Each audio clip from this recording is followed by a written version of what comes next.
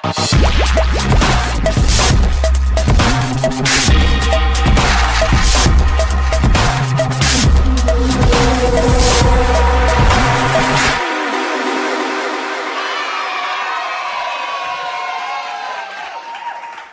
and welcome to All the Things. I am Monique Duson. And I am Krista Bontrager, also known as Theology Mom.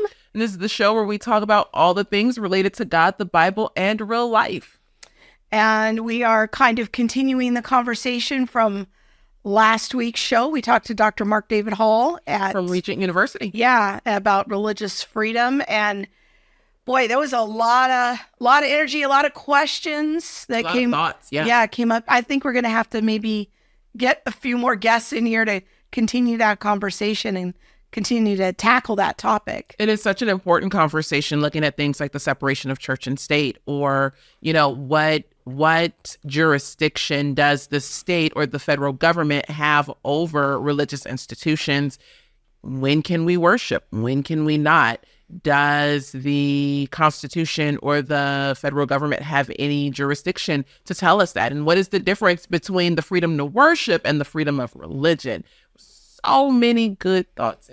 Or even just at the end there was like, how do we even define what a religion is? Yeah. And, when what I call satire religions start becoming federally recognized institutions, it's all very confusing. I still have a lot of questions. Mm-hmm. So, but we this week are going to kind of continue that discussion in a way, is talking about some of the practical realities that religious institutions are facing in an age of a lot of woke activism. Yeah, especially Christian institutions. We have a special, kind of. Yeah, and this is something we're going to get into, is what other religions, are impacted by woke activists, because it impacts Christians, but it also impacts a few other kind of streams of religion, especially when it comes to talking about definitions of marriage, sexuality, the transgender conversation, even what is the distinction between male and female, sports issues. This is just an increasingly important topic that in particular, I think I'm looking at in this conversation is helping our churches. A lot of churches have schools and preschools connected to them. So this is not just a conversation for big institutions. I'm thinking of somebody like our friend Jeremy Bannister, who has a small preschool at his kind of mid-sized church. Yeah.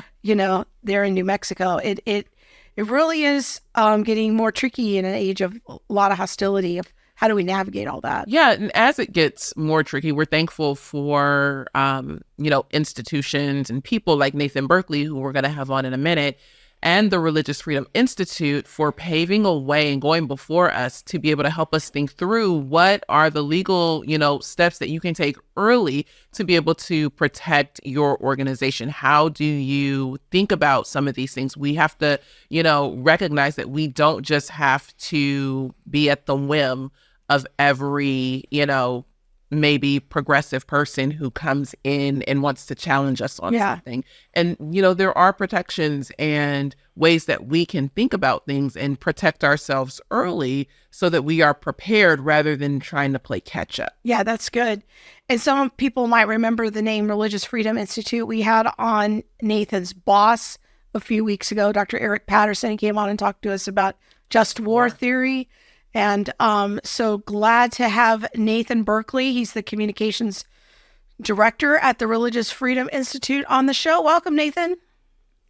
Krista, Monique, thanks very much for having me. I'm delighted to be here. Glad to have you. Yeah, well, maybe we can just start by having you tell us a little bit more about the Religious Freedom Institute and the work that your team is doing there. Sure. So we're based in Washington, D.C. You can kind of look out our conference room window and see the Capitol Dome. So it's a wonderful location. And at RFI, what we try to do is we strive to secure religious freedom for everyone, everywhere. We really do have kind of a global objective in that regard. We focus heavily on our work in the United States. So kind of most of what we do is right here at home, trying to deal with the emerging challenges to religious freedom, but we also work substantially in key areas like the Middle East and North Africa, Nigeria, Southeast Asia, Europe, and elsewhere. So we are active in many other regions. And basically what we try to do is we try to equip current and future religious freedom leaders. So this is dealing with university students, graduate students, law students, trying to equip them with an understanding of the true meaning and value of religious freedom for individuals and for society.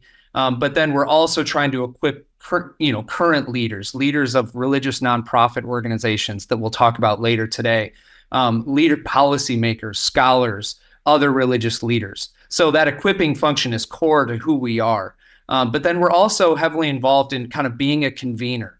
The challenges surrounding religious freedom today are enormous. No organization can do it by themselves. So we partner with amazing organizations, public interest law firms that kind of deal with stuff happening in the courts. And then we also deal with other think tanks and centers at universities, at Christian and other universities around the country, to try to have a force multiplier effect and kind of be a hub for religious freedom action, again, in the United States and in select regions around the world. Now, when people hear the word religion, especially Christians, we tend to think Christianity. But you just said that you work with Christian and other, institutions, and you were referring to the university. Does the RFI, or the Religious Freedom Institute, work with other institutions or other religions, actually? And if so, why not just focus on the Christian religion? Why be so broad or open? Yeah, well, I mean, and we do more than that even. We have, most of our staff, just to be frank, most of our staff are Christians. And, but we do have, we have a Muslim on staff. We have on our advisory board, persons of other faith traditions, Hindu, Jewish, and otherwise. So we have, even kind of formally within RFI represented, we have other faith traditions who are at the table. And then in terms of partner organizations, yes, we also kind of coordinate and collaborate with many other individuals who are, there's a university in California, Zaytuna University, that's headed by one of our advisory board members.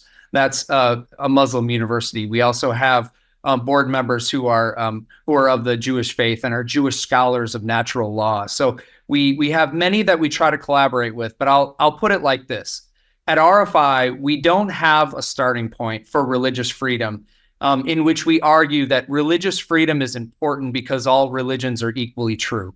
None of us believe that. We all take our faith very, very seriously. And for many of us understand, and I'm an evangelical Christian, we understand the claims of our faith to also be truth with a capital T.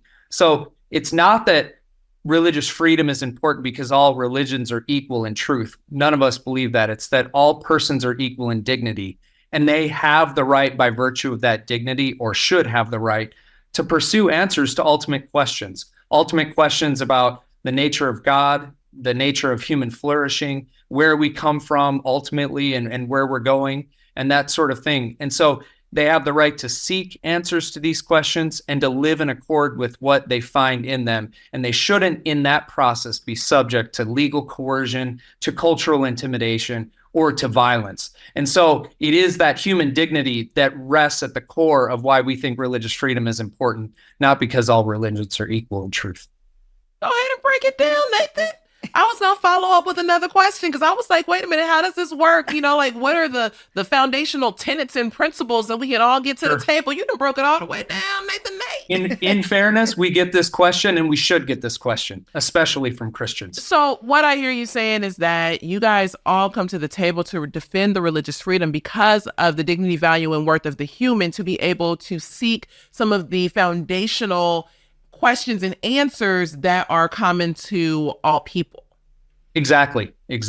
That's right. Now, I do want to take a step further with Christians in particular, because Christianity, not surprisingly, if you look at history, has left an indelible mark in a unique way, a distinct way on Western civilization. Religious freedom as a concept has emerged and taken legal and kind of cultural form in Western civilization in ways that it hasn't in quite the same way in other regions of the world. There's a reason why that is. If you look at the New Testament, and I'll just say this very, very, kind of basically and foundationally, you have disciples who are meant to take the gospel into the world. They're to proclaim it freely, and hearers of that gospel are meant to receive it freely. There is meant to be no coercion in the spreading of the gospel. There is meant to be no violence used in the advancement of the gospel. All I'm saying is at the heart of Christianity, you find implicitly, at the very least, grounds for religious freedom. And you're defining religious freedom, just so that everybody's on the same page, as the freedom to pursue, or the freedom of pursuit of a religion, so that you're not forced to or coerced to believe something that maybe isn't true to your particular set of values. Exactly right. And in fact, a key part of religious freedom is the right of exit. The right to exit one religion and go into another faith community, or even the right to exit religion altogether. And so that right of exit is a key part of religious freedom. And I know there seems like maybe a paradox or a tension at the heart of this, because what I'm not saying is there isn't actual truth to be found about the nature of reality and the nature of God. But what I am saying is that force, coercion, violence, manipulation, intimidation ought not be ways that just human societies go about deciding what is true and what's not. That's super helpful, and ties in well to things that we were exploring last week about the Great Commission, is that if we're going to be a people who go out and preach the gospel, there has to be that the value of religious freedom and kind of this principled pluralistic model is it allows people to come into a religion and to exit a religion without coercion or punishment. And so that, to me, is a strong part of the case for the pluralistic approach to religious freedom. And so that's very helpful.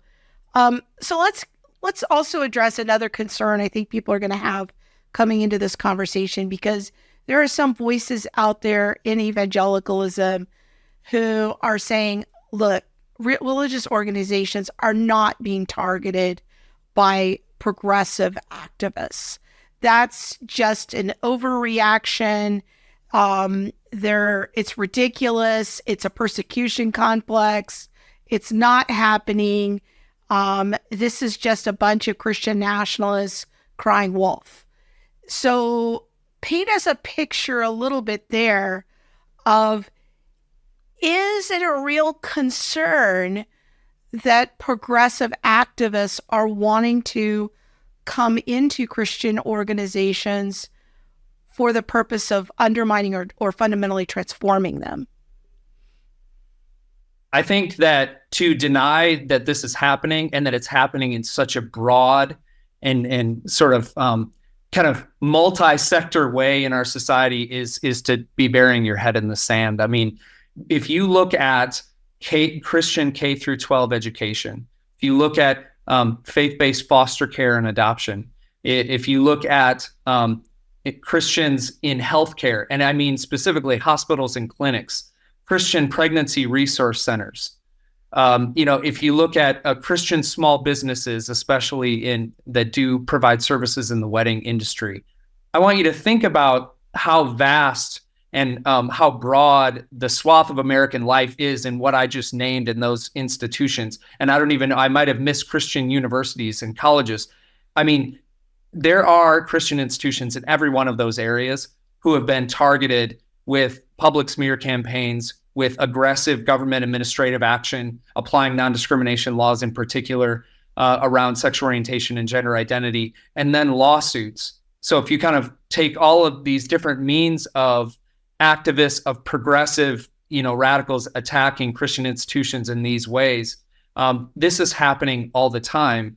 And it would be impossible to sort of number all of the institutions that have been targeted in this way, or if you did, it would be a very, very big number. So for someone to deny that it's happening is for someone to deny kind of reality on the ground. Yeah, there's a link that I'm going to have Bob show on the screen here. It's a website called thereap.org. And this is an actual entity that calls itself religious. What does that say?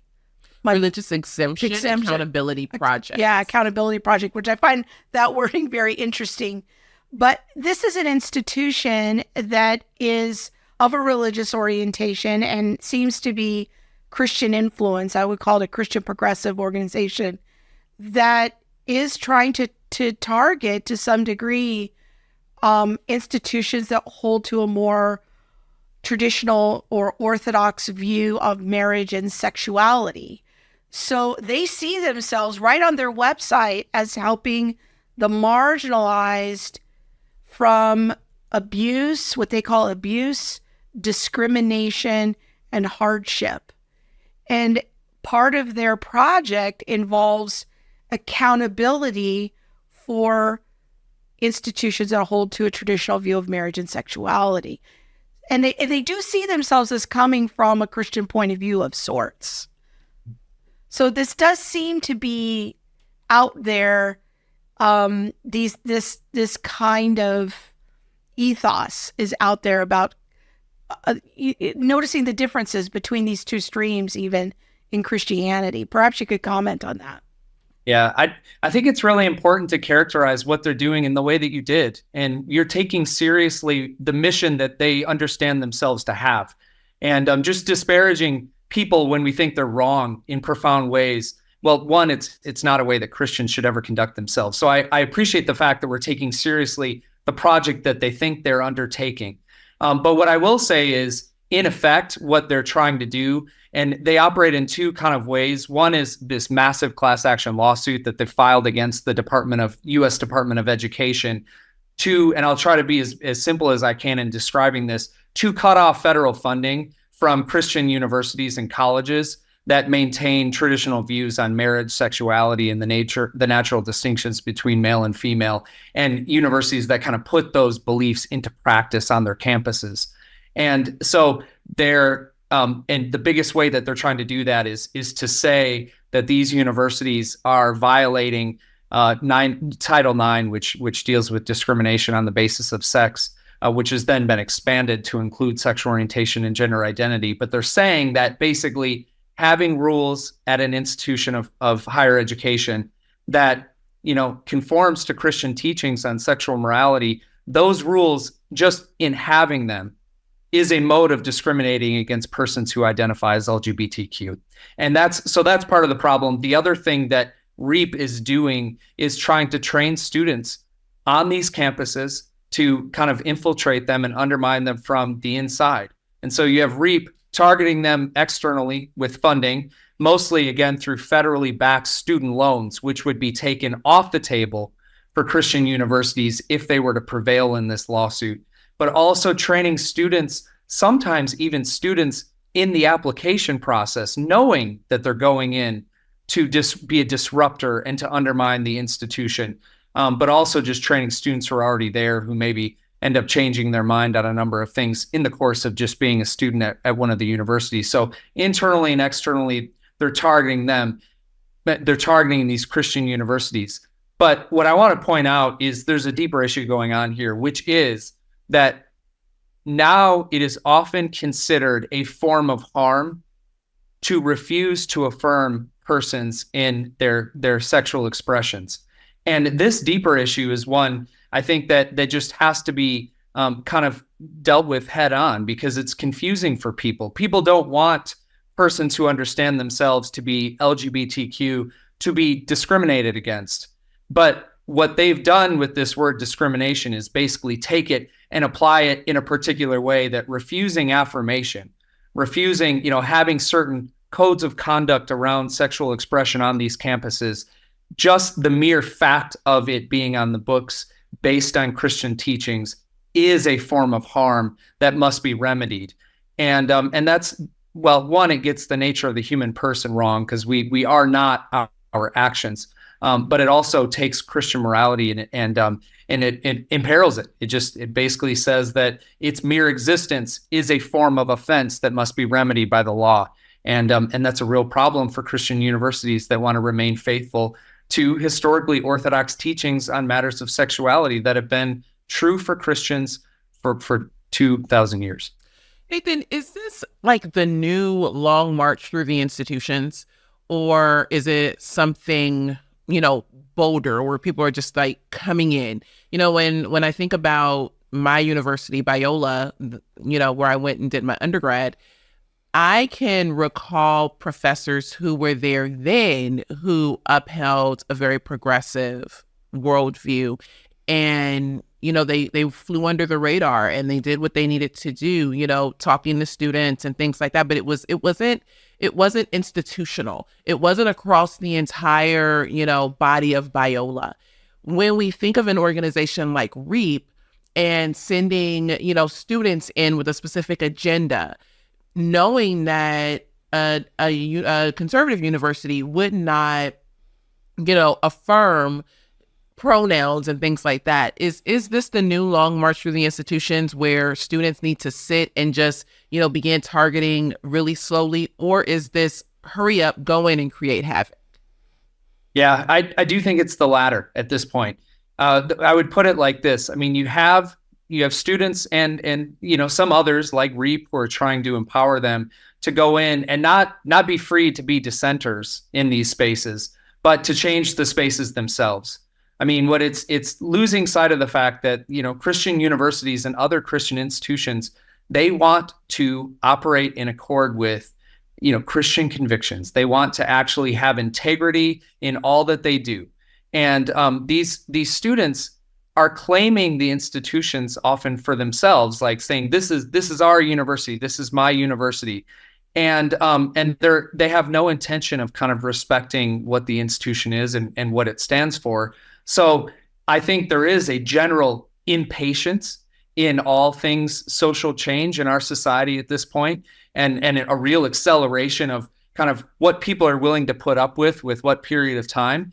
And so now everything has to happen now. The whole idea that you would be kind of forbearing and try to work slowly through, formal channels to make change, that's out the door. I mean, it's time for protest. It's time to blow things up. It's time for revolution. And by blow things up, I generally don't mean actual violence, but it's time to disrupt to the point where you just kind of undermine the whole thing. Tear it all down is common refrain for people. And they're not thinking through, kind of how radical, some of these ideas are, or maybe they are, and that they're doing exactly what they intended to do. But there is a real kind of velocity to this. And an impatience that I think is different than in the past. And from what I can tell, for example, there's a website that when I went onto the REAP website, it seems that one of their kind of funding organizations or that they're attached to is something called soulforce.org. And there's quite a lot of interesting wording on this website. It says, "We are queer people reclaiming our spirits from weaponized religion. Learn more about Christian supremacy and what it takes to sabotage it." Now, for Monique and I, as people who are interacting on the daily on the critical social theories, many people might not be aware, although we have talked about it many times across our platforms, about one particular critical social theory, which is this idea of religious critical theory or critical religion theory, and it looks at Christianity as being the oppressor or the majority or the dominant religion. And it seems that this soulforce.org website has been shaped, at least in some of its linguistics and vocabulary, by the critical social theories. And so targeting Christianity, in particular Christian supremacy, which sounds a little adjacent to white supremacy, which we all know is something that nobody wants to be called that label. But whiteness and Christian privilege are seen as clearly dangerous on this website. Yeah, and what I will say about some of this, and sometimes I see white Christian supremacy now kind of put together. We have these words that get thrown around. They're structural, the word structural racism, systemic racism, whiteness, white nationalism, Christian nationalism are some other formulations. And one thing that I think is very frustrating about all of it is a lack of any definitional clarity. I mean, you just kind of throw these things around and they sound bad. They're meant to be sort of rhetorical punches as opposed to some things that carry real meaning. One challenge is, though, we have this period of transition in the United States, and it's been ongoing for decades, where we can clearly see, and any historian could look at this going back to the founding, that Christianity in important ways set down kind of a moral and anthropological horizon for American society. I mean, it set markers for what is considered what's considered good and true and so forth. And so as we move out of that time and we're transitioning to a time in which there are not shared understandings or common understandings about what even what the nature of the human person is, let alone morality and difficult questions in that area. And so you almost have these people who are saying there's something called Christian supremacy that still holds at this very time of transition, when that Christian horizon is really being rejected in some profound and fundamental ways. So they just seem somewhat, to me, out of touch. But I hesitate sometimes, frankly, Krista, to understand exactly what they're trying to say. And so, because I'm against racism, I'm certainly against white supremacy. I'm certainly against, kind of harming people in the name of religion. But of course, that's never what they're actually talking about when I hear examples given under these categories. And so I'm left wondering how I should even proceed in responding to them. And for that reason, and maybe some of that is actually intentional, the intentional obfuscation of what they're actually meaning. But I find that endlessly frustrating, and I'm never quite sure how to proceed. Well, I think you're raising a lot of really good points. And Bob has a clip here. I'm going to play this little 2-minute clip from one of their podcasts, but let's just hear it in some of their own words of how they talk, and then talk about that a little bit. And then I want to shift gears to, what are some general steps that Christian institutions can begin to take in light of this climate. But let's hear the clip.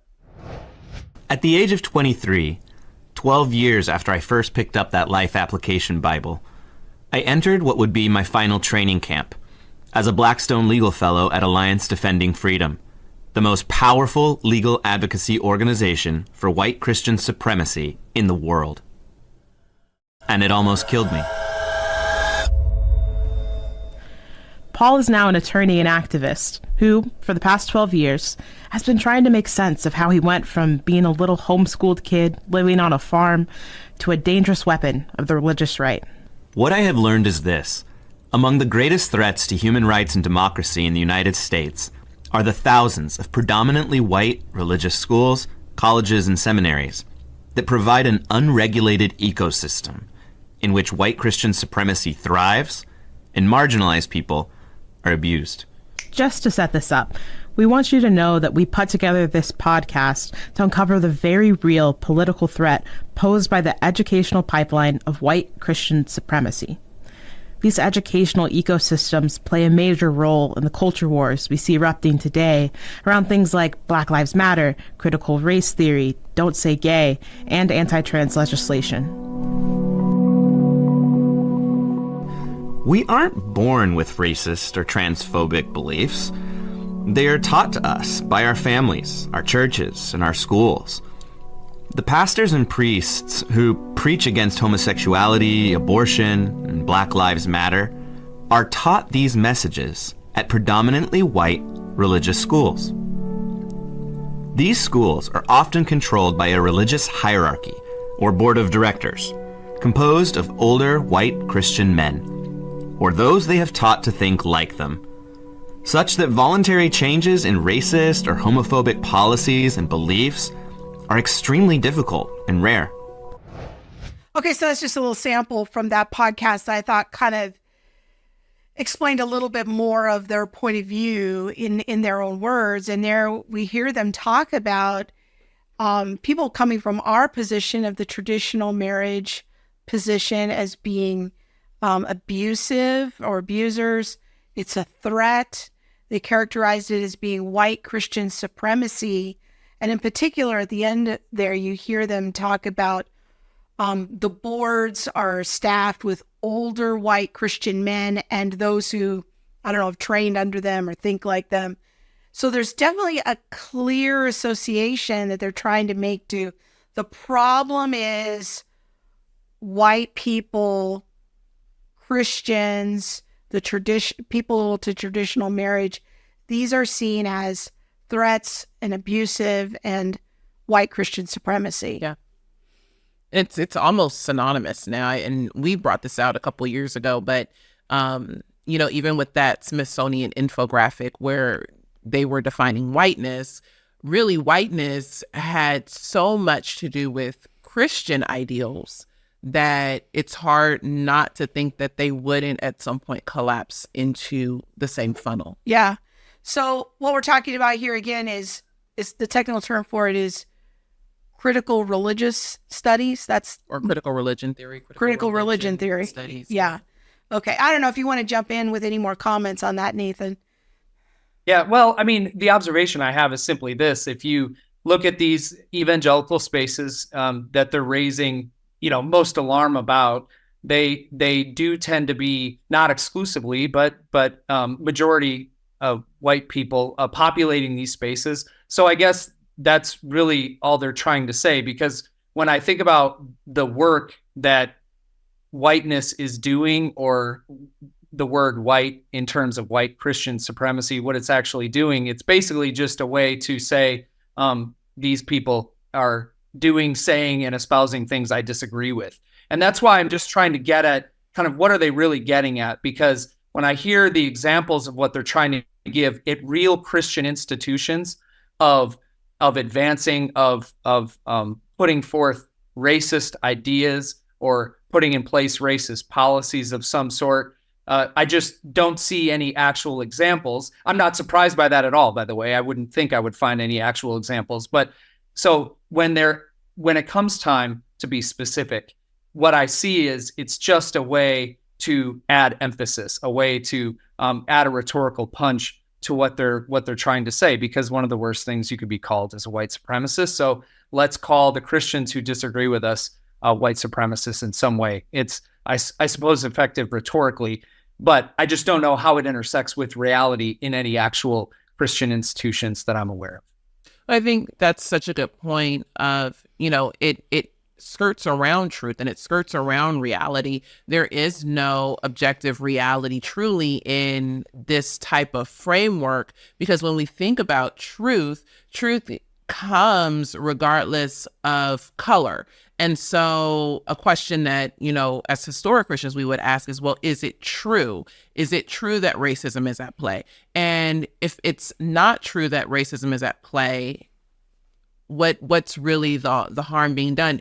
Simply because it's by people with, white skin, I would ask the question conversely of, well, are you also afraid then that if you produce an institution with people of all brown skin, that we would also run some of these same errors? Or is it not a concern because now we have marginalized people in these positions of power, and those marginalized people will be able to, objectively not participate in racism or, sexism, genderism, whatever that is. Sure. Whatever the word is. It's slipping my mind. A lot of defining our terms would go a long way. And I think there's lots of interest for many progressive radicals in this area to again be imprecise and to kind of obfuscate what they're actually trying to say, because to define terms would leave us with a lot more conversations to be had. And to your point about truth not being dependent on who says it, not being dependent certainly on the race of who says it, that's just something that all Christians need to always bear in mind. What is true is independent of who says it. Well, you know what? This is a good place to take a break to hear from our partners at Impact 360. Here we go. I'd always heard in church, go and make disciples, and they'd always say that verse, and I'm like, I don't really know what that looks like at all. And then when I got here, they taught me like everything I was curious to know about, like progressive Christianity and how to talk to an atheist and how to go about witnessing to someone without it being overly preachy or insincere, and that helped me so much. It's just been such an awesome week, going through these questions and really diving into them, and not just with me, but other Christians. It's not like an individual thing, it's a together thing. We're really strengthening our relationship with the Lord personally, but also together. We have been given the greatest gift. We have been given life, and Propel has really made me realize once again how important it is to share that gift with the millions of people out there who don't have that gift that's just ripe for the taking.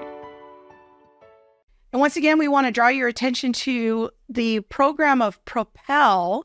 In particular, it's their summer camp. It's a 1-week experience for high school students. Go check it out now on the Impact 360 website.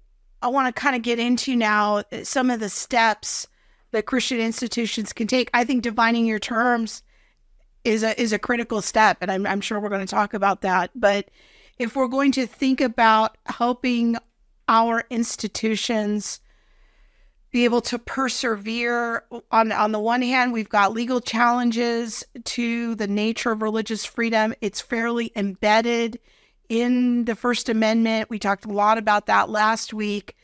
But now we're thinking about, well, what steps do our Christian institutions need to take in order to kind of prepare for these sort of progressive activists to come into our institutions? What do you think that their goal is? Do they want us to just change our policies? Like, what do you think their goals really are?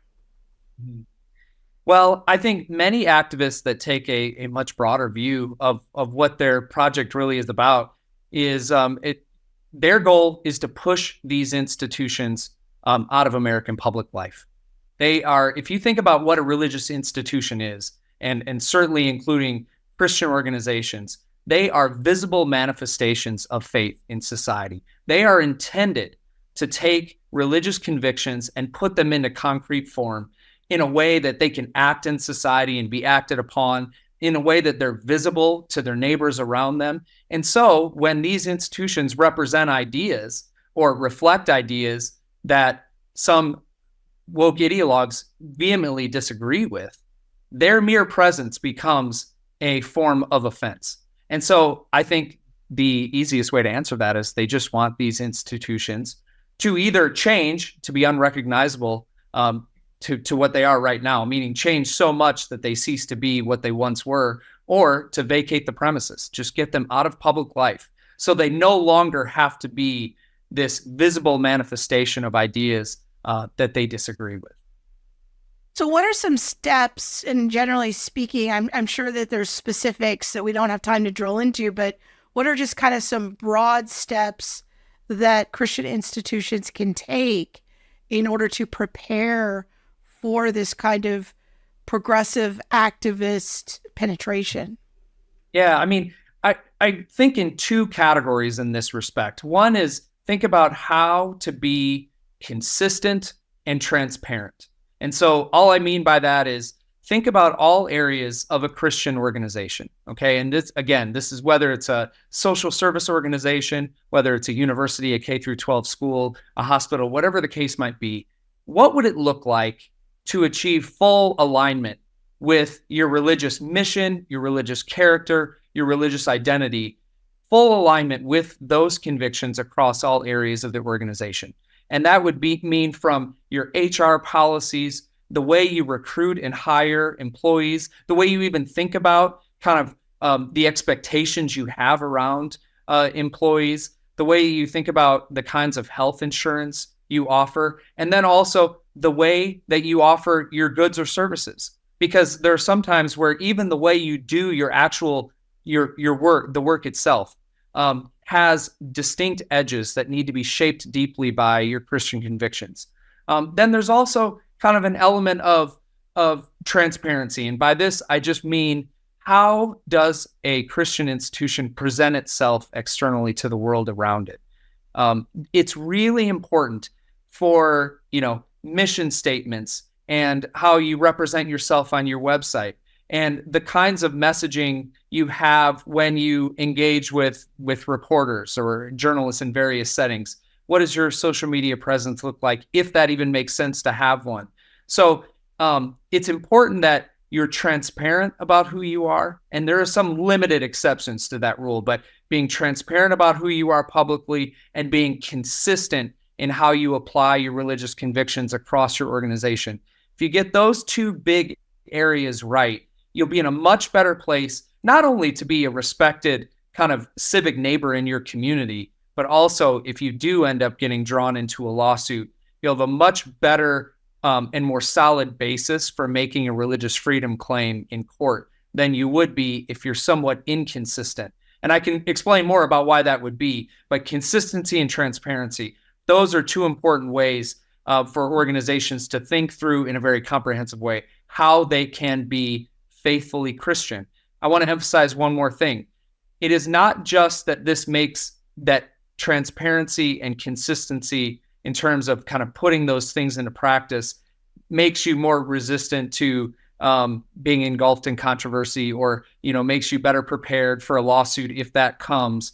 But it's also a way to fulfill your mission, perhaps even more fully, because you're taking the religious grounding that gave your organization life and you're trying to act in accord with it across the board. So it's also a matter of faithfulness. We encourage organizations to take that very, very seriously. And RFI has what's called the RFI Crisis Toolkit for Religious Institutions, and you can find it at rficrisistooolkit.com. And it's a great resource. It can be used to help. It provides a roadmap for organizations to kind of go through their governance, their HR policies, their external messaging, their communications efforts, and then their community partnerships, how they relate to the community around them. And so these three areas we think can be really, really helpful. And again, the toolkit just provides a roadmap for helping an organization to think through all of these areas and again, become more consistent and transparent in kind of bringing forth the religious character that they have. Yeah, that's really good. And I actually downloaded the institutional governance toolkit because I thought, man, these are the conversations that Monique and I have all the time with religious organizations. People call us on the regular. What do I do about policies? My employee handbook. Should I make a public statement on my website about our policies or our positions related to marriage and sex and gender and how that connects to our mission? Or conversely, we've worked in a couple of situations where we don't want people to know our policies, but we have these secret policies that only the leadership team knows about. And we're trying to tell them that's not a good plan. So these are things that we see people wrestle with all the time. So I'm so glad that you guys have kind of put some discussion prompts together for teams to be able to go through and think about, how are we going to handle things if the media comes to our door?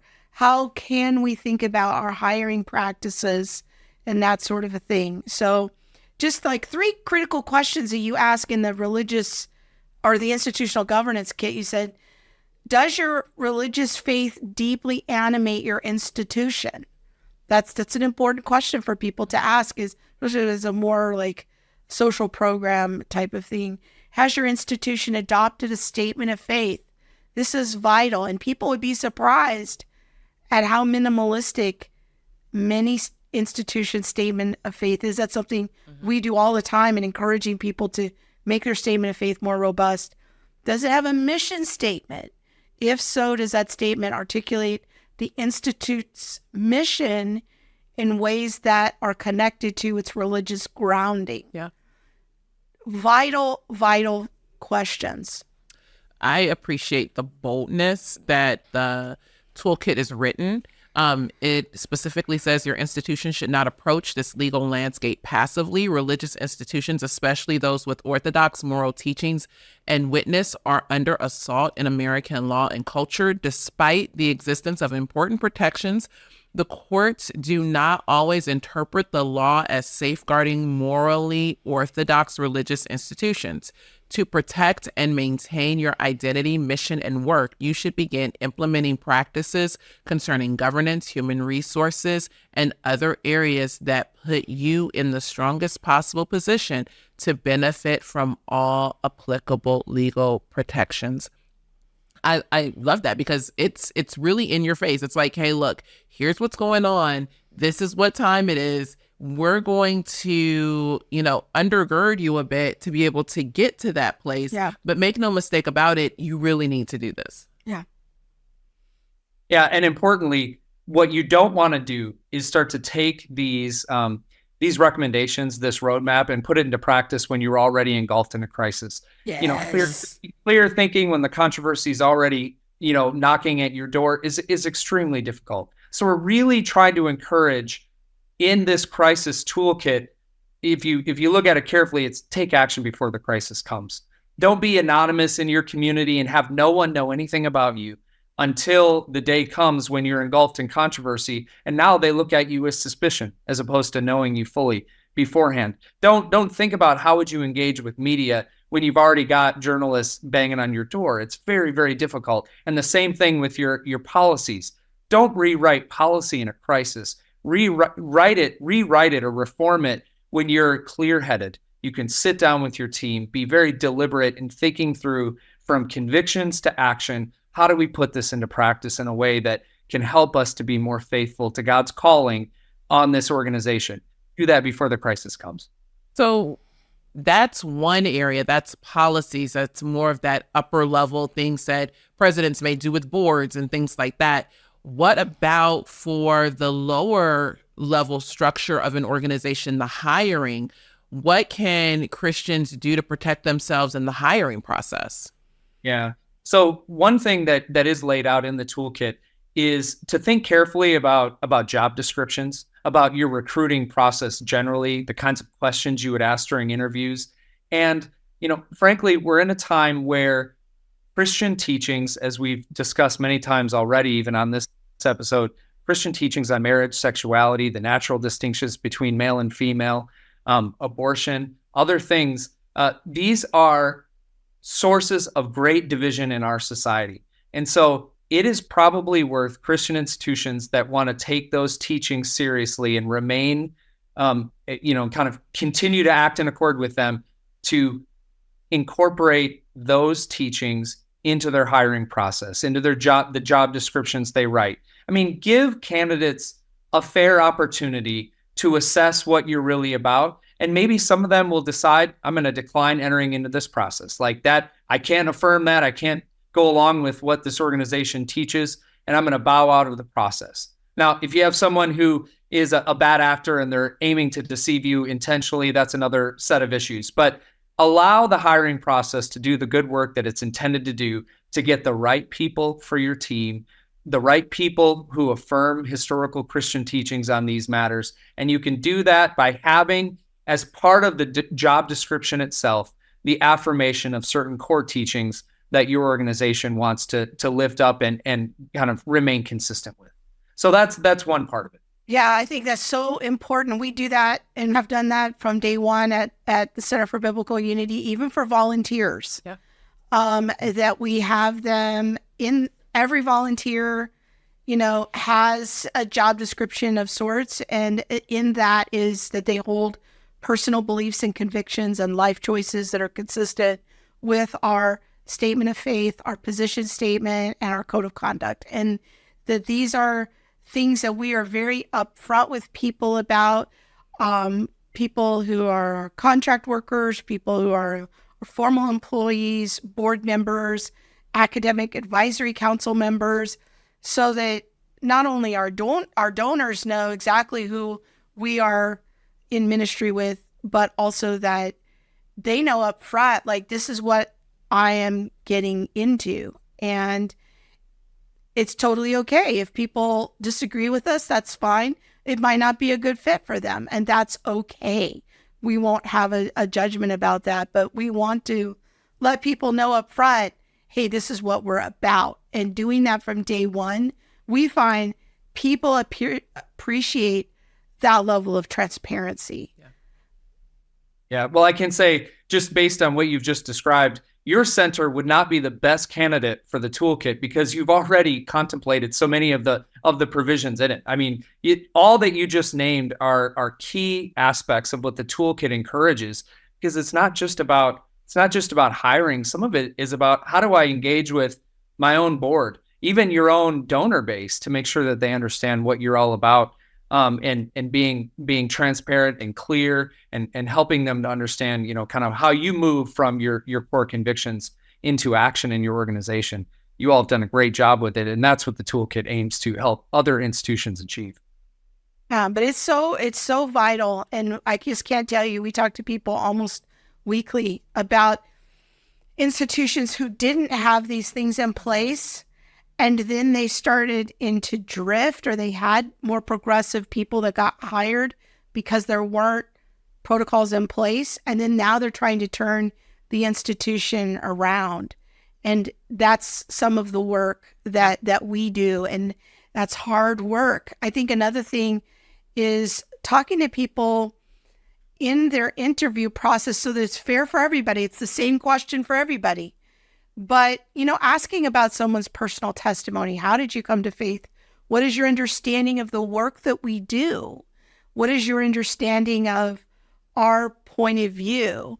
And we even ask questions of how their faith as a Christian intersects in their work behavior and habits. And that gives us insight into that person and their spiritual maturity. Like, one question we ask every candidate, whether they're, no matter how they're connected with us, is, can you describe a time when you had to forgive a coworker? Tell us what happened. Tell us what you did and what was the outcome. You can learn a lot about a person's spiritual maturity from that question. We're not trying to pry into their personal life or, anything like that, but just how do they think about how they interact with their coworkers from a faith-based way. These are important things for our institutions to think through. I mean, just the level of intentionality in your hiring process alone is something that should be held up as a model. But the toolkit, I'll just say this kind of in a broad sense, the toolkit is meant to encourage that very high degree of intentionality that you just described in how you think about interviews, the kinds of questions you ask. The toolkit is trying to say, take that level of intentionality, apply it in the hiring process, apply it in how you think about health insurance, apply it in how you think about your own public messaging and the profile of your organization on your website, kind of across the board. Because the more intentional you are, number one, most importantly, the more faithful you'll be. But you'll also have the back end effects of just being more resilient if a crisis does come. As we wrap up, can you help us think through, what are two of the most common mistakes you see Christian organizations make when dealing with progressive activists? Yeah. Well, I mean, one is what I've already covered. There is not that level of intentionality of getting full alignment. So thinking of all areas of your organization and bringing them into alignment with your faith convictions. And this can take lots of forms when it comes into a problem case arising in the context of an organization. So, when you have a Christian K through 12 school, for instance, and there have been a number of examples in recent years in which the school has not renewed a contract of a teacher or has even let go a teacher in real time or a guidance counselor that has it's become public that they're in a same-sex relationship, and either on social media or some other public announcement, the individual is now clearly and publicly acting contrary to what the teachings of the school are. And then many parents understandably would have concerns, as does the leadership of the school, of having a teacher in front of the students who is clearly living in an incompatible way, out of alignment with what the school teaches. And then in another circumstance, the school has been much less diligent in addressing similar circumstances of a cohabitating heterosexual teacher that's living with someone of the opposite sex. They're not married. They are also living contrary to what's happening at that school. And now you have this inconsistency that's clearly a problem. And when the school claims, no, we're not actually, in the first instance, discriminating on the basis of sexual orientation, but rather on the basis of sexual conduct, like sexual orientation wasn't really at play. But then, of course, the opponents would say, but you haven't applied that equally. You haven't been careful in your application of it. And so it causes all kinds of problems. The other thing that is a common error that I think institutions make all the time is one that you alluded to moments ago, and that is not being forthright, wanting to kind of keep your head down and not in your messaging, in your various areas of kind of the public profile of your organization, not being clear about what you're about. And that can cause all kinds of problems. I mean, there have been Christian universities who haven't been clear on these matters. And then a crisis comes. There are students who are agitating on campus to have rules changed around, kind of campus expectations around sex or marriage. And then the school finds out that, a third or half of its faculty actually agree with the students. And they haven't done the work of kind of being clear about what they are about until it's far too late. And then they have people on the inside who are actually against the institution itself. And so that whole idea of kind of taking very seriously the true faithful representing of yourself publicly so that people know what you're about. And a lot of institutions just don't do that still, even today. You're saying a lot there, but that's another show. Yes, but that is very, very accurate to our experience as well. Is often institutions wait until there's a crisis, and then they find themselves in a situation, and then they have to fire someone, but there's inconsistency in how policies have been applied, and then all of a sudden they find out, oh wow, we've actually hired a third of our staff are progressive, and it's a mess. Yeah, because there's something in the hiring practice where the actual faith of the individual is divorced from the application process, from the life position, choices. It's all divorced. And so I'm looking at this person as my employee, and then, their Christianity will come alongside because, of course, they're a Christian. We're a Christian institution. But in the long run, their version of Christianity is much different than the historically Orthodox version. Yeah. So once again, we just want to encourage everyone watching this. Please share this stream with your pastor, with your Christian school administrator, your pregnancy resource president. If you're connected to a food pantry in your area, please talk to them about the faith-based leaders in your area. Please talk to them about these issues and share this resource with them. Thank you so much, Nathan, for coming on and talking to us. And thank you for the work that you guys are doing there. Yeah, it's been a very good conversation. Very helpful. Thanks so much. It was great to be here. Yeah, it was great to have you. Thanks. Okay. Wow. That was good. It was. He's basically saying all the things you and I have been saying, but he has a whole institution. He has a whole institution and a toolkit, friends. Bunch of people with PhDs.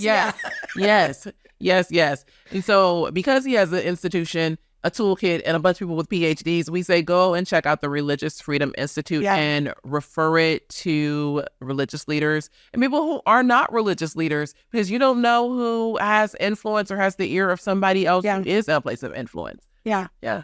That's so good. And I think that something you and I have talked a lot about when we get on the Zoom with leaders is you also have to kind of know when it's time to part ways with people. And you might have to get some outside consultation and some help, some legal help as to how to do that. And that might be lessons learned for policies going forward. But in our experience, the only way to turn it around when there's been progressive drift is you're going to have to figure out some ways to part ways with people. And that's hard. It is.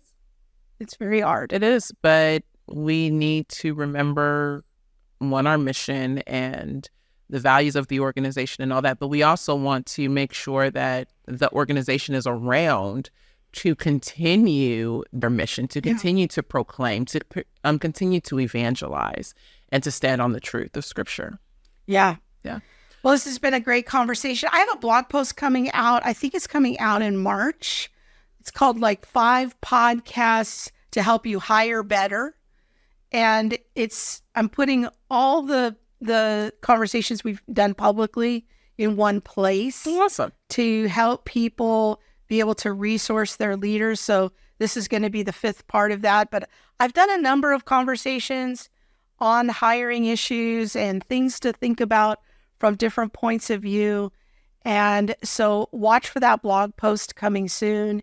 And we really sincerely hope that you will share this content with others, because these are very important issues. Yes, I agree. You agree? I didn't know it was coming. I'm like, oh, look at her writing a blog post. Okay. You guys, thank you for being with us, and we will see you next week.